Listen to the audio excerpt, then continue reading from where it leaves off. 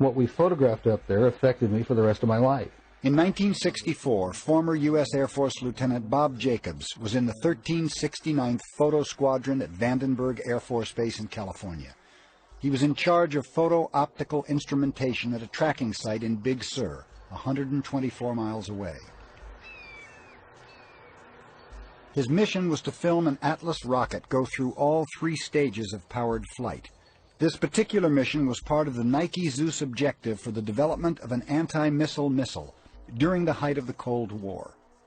All cameras rolled as they heard liftoff from Vandenberg over their radio. 5, 4, 3, 2, 1.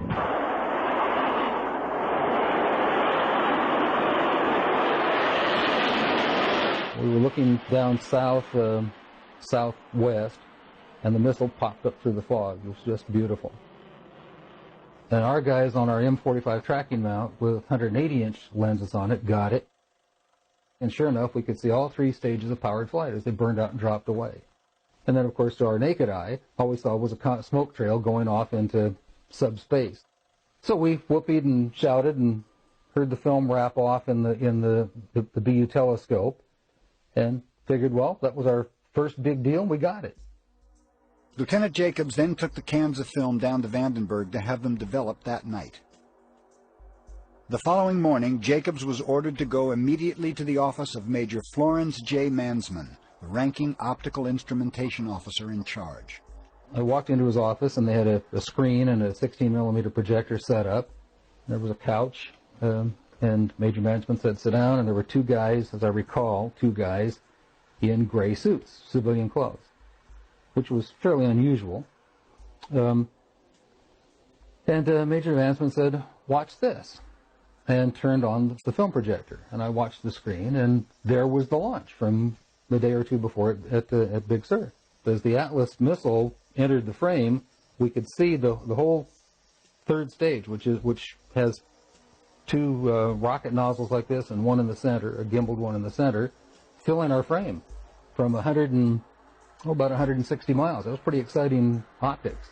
And then on that telescope, we could see the warhead, the dummy warhead. According to Jacobs, at this stage the rocket was traveling between 11 and 14,000 miles per hour when a saucer-shaped craft entered the frame. It flew into the frame like this, and it shot a beam. Now, remember, all this stuff is flying at several thousand miles an hour. So this thing fires a beam of light at the warhead, hits it, fires another beam of light, and then flies out the way it came in. And the warhead tumbles out of space. Now, when the lights came on, Major Mansman turned around and looked at me and said, were you guys screwing around up there? And I said, no, sir. And he said, what was that?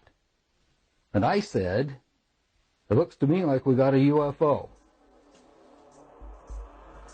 Nearly 2 decades later, several letters written by Major Florence J. Mansman were obtained.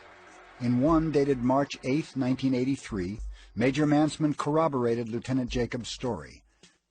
In the film, the assumption was at that time extraterrestrial. Details would be sketchy and from memory. The shape was classic disc. The center seemed to be a raised bubble. Now, Major Mansman said to me, after some discussion about it, he said, you are never to speak of this again.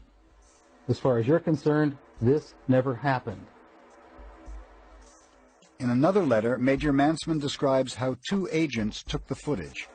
They did not sign out for all the footage, but took out that part that showed the encounter and returned the rest of the film as a complete package.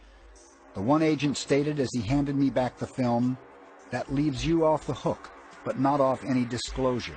Understood? Naturally, my answer was, yes, sir. Major Mansman never saw it again, and as far as I'm concerned, or nobody else ever saw it again, certainly not at Vandenberg. I'm certain that it left Vandenberg and went somewhere else.